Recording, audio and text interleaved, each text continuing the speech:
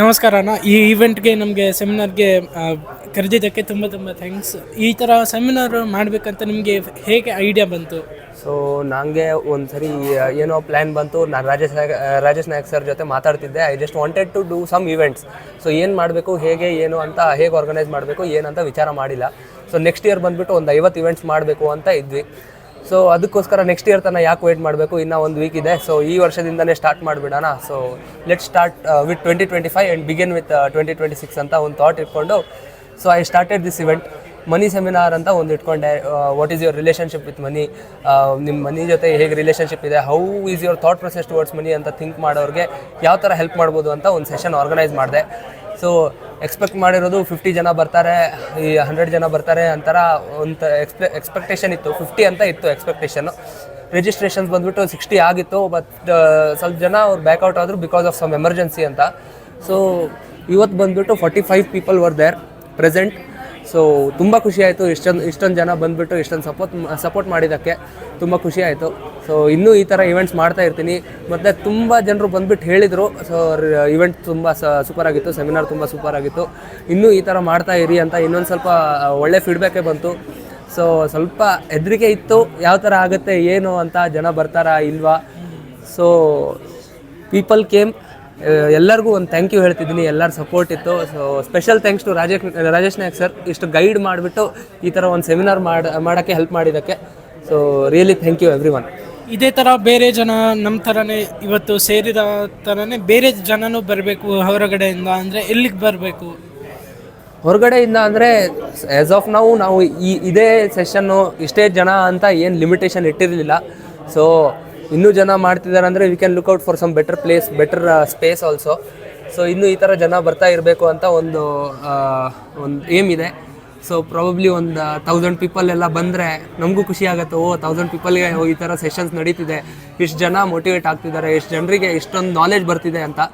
So basic idea is to spread knowledge, and ಆ ನಾಲೆಜ್ನ ಅವ್ರು ಅಪ್ಲೈ ಮಾಡ್ಕೊಂಡು ಅವ್ರ ಲೈಫಲ್ಲಿ ಹೇಗೆ ಅದು ಯೂಸ್ ಆಗುತ್ತೆ, how they can improve their life. So ಈಗ ಮನಿ ಸೆಮಿನಾರ್ ಬಂದುಬಿಟ್ಟು, ಈಗ ಮನಿ ಸೆಮಿನಾರ್ ಕೊಟ್ಟಿರೋದು ನಾಲೆಜನ್ನು ಅವ್ರ ಲೈಫಲ್ಲಿ ಅಪ್ಲೈ ಮಾಡಿಕೊಂಡು how they can generate more income, how they can associate with ಮನಿ ಅಂತ ಇದೊಂದು ಕಾನ್ಸೆಪ್ಟ್ ಇಟ್ಕೊಂಡಿದ್ದೆ.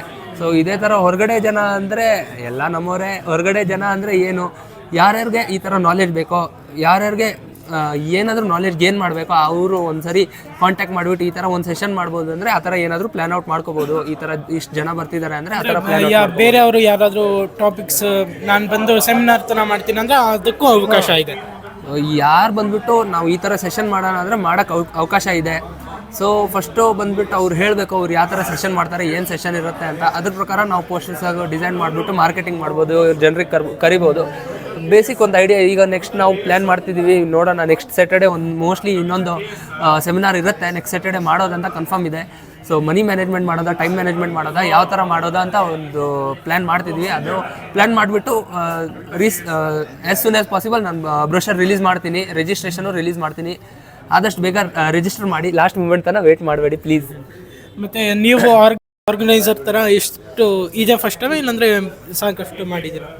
ಇದಕ್ಕಿಂತ ಮುಂಚೆ ನಾನು ಒಂದು ಆರ್ಗನೈಸ್ ಮಾಡಿದ್ದೆ. ಅದಂದರೆ ನಾನು ಕಾಲೇಜ್ ಲೆವೆಲಲ್ಲಿ ಮಾಡಿದ್ದೆ.